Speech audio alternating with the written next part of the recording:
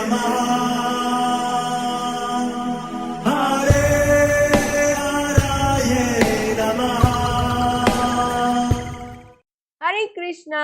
आज हम भगवत गीता अध्याय 16 श्लोक नंबर 3 सीखेंगे। चलिए शुरू करते हैं। तेज क्षमा धृति शौचम अद्रोहो नातिमानिता भवन्ति संपदम दैवीम अभिजातस्य भारत। अब हम इसे धीरे धीरे बोलकर समझते हैं। तेज क्षमा धृति शौचम अद्रोहो नाति मानिता भवन्ति संपदम दैवीम अभिजातस्य भारत। अब हम इसे फिर से गाते हैं। तेज क्षमा धृति शौचम अद्रोहो नातिमानिता भवन्ति संपदम दैवीम अभिजातस्य भारत। अब हम समझते हैं भगवान श्री कृष्ण इस श्लोक में किन गुणों के बारे में बता रहे हैं। तेज, क्षमा, धैर्य, पवित्रता, ईर्ष्या तथा सम्मान की अभिलाषा से मुक्ति, ये सारे दिव्य गुण हैं जो देवी प्रकृति से संपन्न देवतुल्य पुरुषों में पाए जाते हैं। हरे कृष्णा। चलिए अब हम महाप्रेम प्रभु जी से इन सब गुणों के बारे में और अच्छे से समझते हैं। हरे कृष्णा जी। आज हम लोग 26वां गुण समझने का प्रयास करेंगे।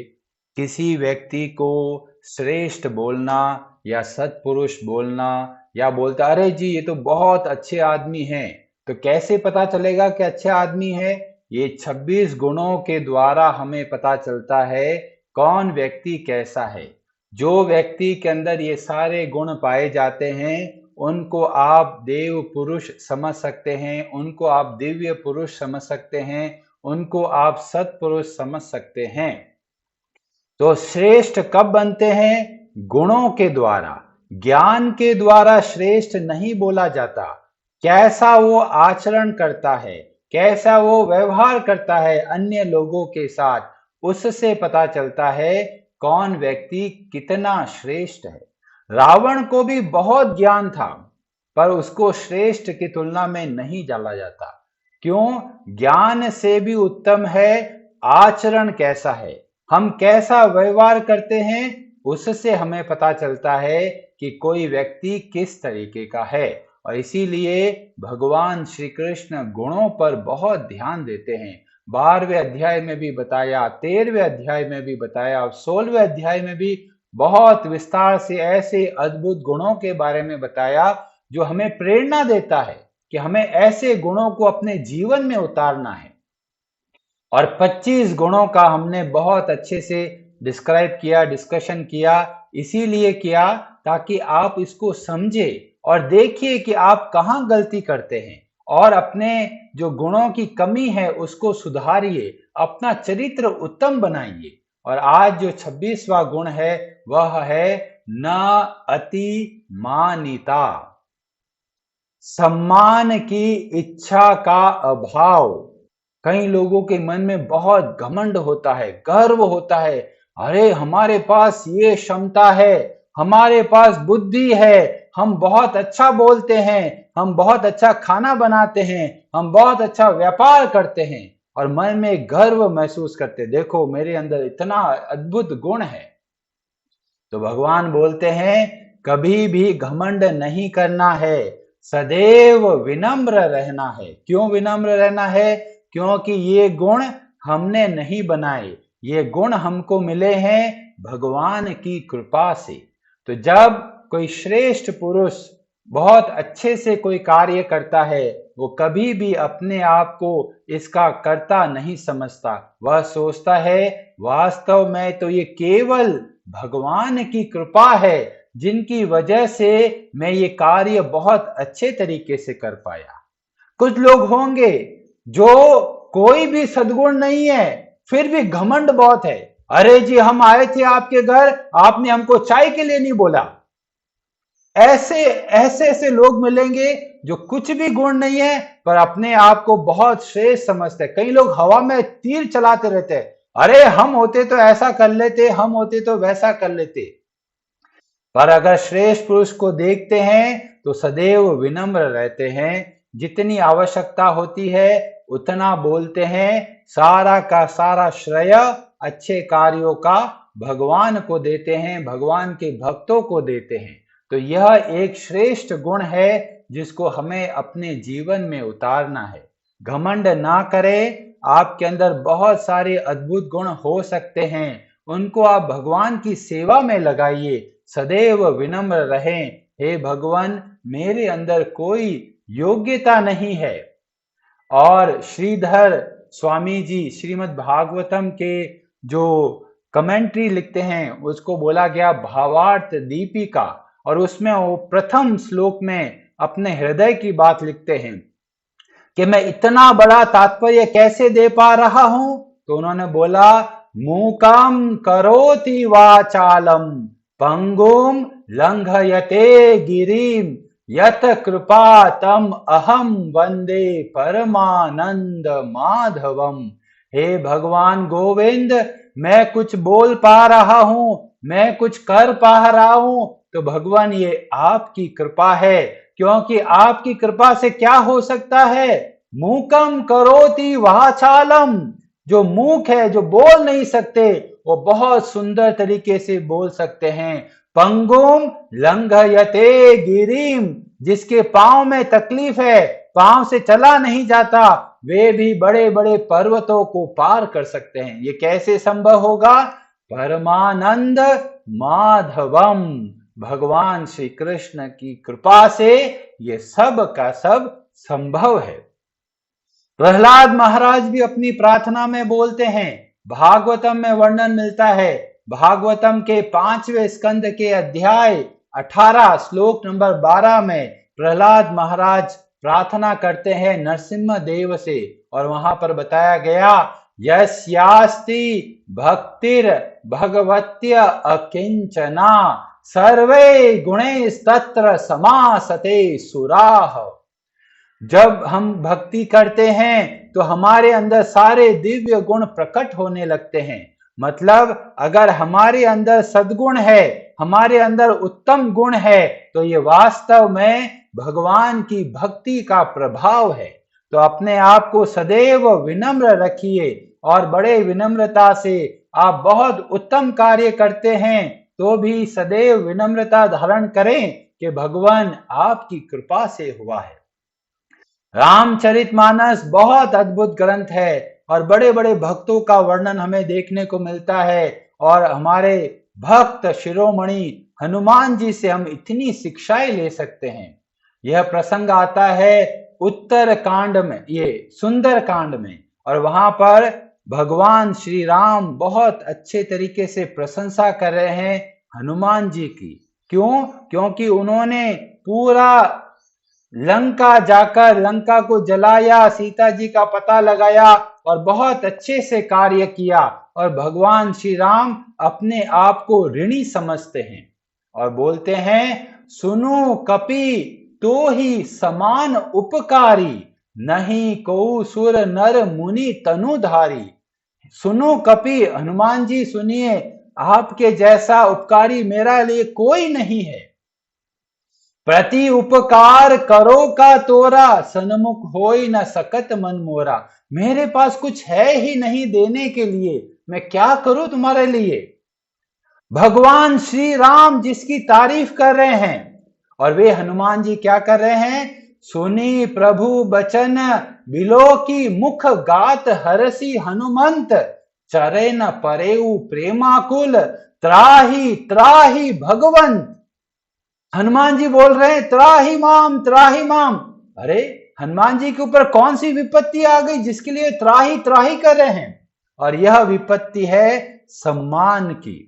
तो हनुमान जी का इतना विनम्र स्वभाव देखिए कि भगवान आप मेरी तारीफ मत कीजिए, जो कुछ हुआ है आपकी कृपा से हुआ है। और हनुमान जी बोलते हैं, शाखा मृग के बड़ी मनुसाई, शाखा ते शाखा पर जाए। हमारी क्या योग्यता है? हम तो एक बंदर हैं, एक शाखा से दूसरी शाखा पर जाते, बस हमारा इतना ही प्रभाव है। मेरे अंदर कोई योग्यता नहीं है। और ये कौन बोल रहे हैं? हनुमान जी। इतना अद्भुत कार्य करने वाले हनुमान जी बोल रहे हैं, शाखा मृग के बड़ी मनुसाई।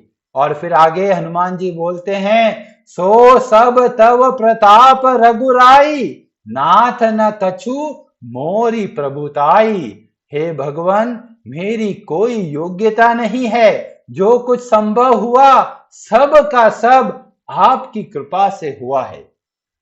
तो इस तरीके से हम हनुमान जी के चरित्र से देखते हैं, इतना अद्भुत कार्य किया पर सम्मान की कोई अभिलाषा नहीं है। सम्मान भगवान देना चाहते हैं पर हनुमान जी ले नहीं रहे। हनुमान जी बोल रहे मेरे अंदर कोई गुण ही नहीं है, जो कुछ है सब का सब आपकी कृपा से है। और ऐसे ही श्री चैतन्य महाप्रभु के चरित्र से हमें देखने को मिलता है। चैतन्य चरितामृत के अंत्य लीला में अध्याय 20 श्लोक नंबर 39 में वर्णन मिलता है, और वहां पर श्री चैतन्य महाप्रभु अपने मन की बात बता रहे हैं। और वहां बोला गया, युगायिताम निमिषेण चक्षुषा प्रवर्ष्यताम। युगायिताम निमिषेण, एक छोटा सा क्षण भी बहुत बड़ा लग रहा है। और चक्षुषा प्रवर्ष्यताम, आंखों में से इतने पानी आंसू बह रहे हैं जैसे बरसात होती है। शून्यायितम जगत सर्वम गोविंद विरहेण में। हे भगवान गोविंद, आपके विरह में ये पूरा संसार मुझे सूना लग रहा है। मेरे आंखों से आंसू बहे जा रहे हैं, आंखों में से आंसू रुक ही नहीं रहे, जैसे कोई बरसात में पानी गिरता है। इतना उच्च कोटि का भाव। और श्री चैतन्य महाप्रभु प्रार्थना करते हैं, नयनम गलद अश्रु धारया वदनम गद गदा रुद्धया गिरा पुलकेर निचितम वपुह कदा तव नाम ग्रहणेम भविष्यति। भविष्यति मतलब बोल रहे हैं, हे भगवान, वो समय कब आएगा जब आपके नामों का जप करते करते मेरे आंखों में से आंसू बहने लगेंगे। वो समय कब आएगा जब मेरी वाणी रुक जाएगी। वो समय कब आएगा जब मेरा पूरा शरीर पुलकित हो जाएगा। और वो ऑलरेडी उस अवस्था में है, पर फिर भी उनके अंदर इतनी विनम्रता है कि कह रहे भगवान वो कब समय आएगा। और चैतन्य महाप्रभु प्रार्थना करते हैं और बोलते हैं, सर्व शक्ति नाम दिला करिय विभाग, हमार दुर्दैव नामे नहीं अनुराग। ये श्री चैतन्य महाप्रभु के शब्द वो बोल रहे हैं कि मेरा इतना दुर्भाग्य है कि भगवान आपके नाम में मेरी रुचि ही नहीं है। और ये वही श्री चैतन्य महाप्रभु हैं जो इतने लोगों को भक्ति का मार्ग बताया। आप उनके चरित्र से देखिए, इतनी विनम्रता। हम थोड़ा सा भक्ति करते हैं, हम सोचते अरे हम तो 16 माला का जप करते हैं, देखो कितने उच्च कोटि के भक्त हैं हम, और देखो वो देखो सो रहा है, एक जप नहीं करता। और यहाँ पर चैतन्य महाप्रभु बोलते हैं, न अनुराग, मेरा भगवान आपके नामों में कोई अनुराग ही नहीं है। इतनी विनम्रता। और चैतन्य महाप्रभु बताते हैं हमें भक्ति कैसे करनी है। तो बोला गया, तृणादपि सुनिचेन तरोर एव सहिष्णुना अमानिना मान देन कीर्तनीय सदा हरिह। सदैव दूसरों को सम्मान दीजिए, खुद कभी भी सम्मान की अभिलाषा मत रखिए। और तृणादपि, घास की तरह विनम्र रहिए और सहिष्णु बनिए एक वृक्ष की तरह। जब लोग ऐसा गुण होता है तो वास्तव में वे ही भक्ति कर सकते हैं। आप बहुत अच्छे से भक्ति करते हो, कीजिए, कभी भी घमंड मत कीजिए, अरे मैं इतना श्रेष्ठ भक्त हूं, वो देखो कितना तामसिक प्रवृत्ति का व्यक्ति है। दूसरों को जजमेंट नहीं करना है, हमें अपने देखना है कि हम कितना है। जितना भक्ति में आगे बढ़ेंगे उतना हम विनम्र होते चले जाएंगे। विनम्रता से पता चलता है कौन व्यक्ति कितना ऊंचा पहुंचा है। आप दूसरों को जज करते हैं, आप सोचते हैं देखो मैं भक्ति करता हूं, वो देखो सो रहा है, वो देखो इतना लेट उठता है। तुलना मत कीजिए, आप खुद देखिए आप कितना पानी में हैं। इसलिए इस गुण को अच्छे से समझिए, कभी घमंड मत कीजिए। आप बहुत अच्छे तरीके से कार्य करते हैं, बहुत अच्छा बोलते हैं, जो भी श्रेष्ठ गुण आपके अंदर दिखता है उसको आप भगवान को समर्पित कीजिए। हनुमान चालीसा में बताया गया, विद्यावान गुणी अति चातुर। हनुमान जी कैसे हैं? विद्यावान गुणी, समस्त गुण है उनके अंदर, और वो क्या करते हैं? राम काज करिबे को आतुर, सदैव विचलित रहते हैं, व्याकुल रहते हैं भगवान के कार्य करने के लिए। और हमें भी ऐसा ही करना है। जो जो योग्यता है, जो जो सद्गुण है, जो जो कार्य करने की श्रेष्ठ प्रणाली है, आप सब के सब को भगवान की सेवा में लगाइए। आप बहुत अच्छा मैनेजमेंट करते हैं, मंदिर में सहयोग दीजिए। आप बहुत अच्छे से सेवा कर सकते हैं, मंदिर में सहयोग दीजिए। जो जो गुण है आपके अंदर उनको भगवान की सेवा में लगाइए, अपने स्वार्थ में मत लगाइए। जब इस तरह से कार्य करेंगे तो वास्तव में वह कृतज्ञता कहलाएगी। तेरा तुझको अर्पण क्या लागे मेरा। सब कुछ भगवान की संपत्ति है, जब हम उनको समर्पित करते हैं तो हम बहुत प्रसन्न होते हैं, भगवान भी बहुत प्रसन्न होते हैं। जैसे एक छोटा सा बच्चा, उसको पिताजी पैसा देते हैं, बेटा ये ले तुम्हारी पॉकेट मनी। वो बेटा पैसा इकट्ठा करता है, एक बहुत सुंदर से कुछ वस्तु लेके आता है, अपने पिताजी को बोलता है, पिताजी ये आपके लिए लिया है। पैसा सबका पिता का है, पर पिता क्या देखता है? बेटे का भाव देखता है। वो सारा पैसा दिया, वो वापस पिता की सेवा में लगा रहा है, तो पिताजी को बहुत प्रसन्नता होती है। ऐसे ही हमारे अंदर जो संपत्ति है, जो सद्गुण है, जो अच्छी चीजें हैं, वो जब वापस भगवान को अर्पण करते हैं तो हम भी बहुत प्रसन्न होते हैं और भगवान भी बहुत प्रसन्न होते हैं। हरे कृष्णा जी, आप सबका बहुत बहुत धन्यवाद। हरे हराये नमः।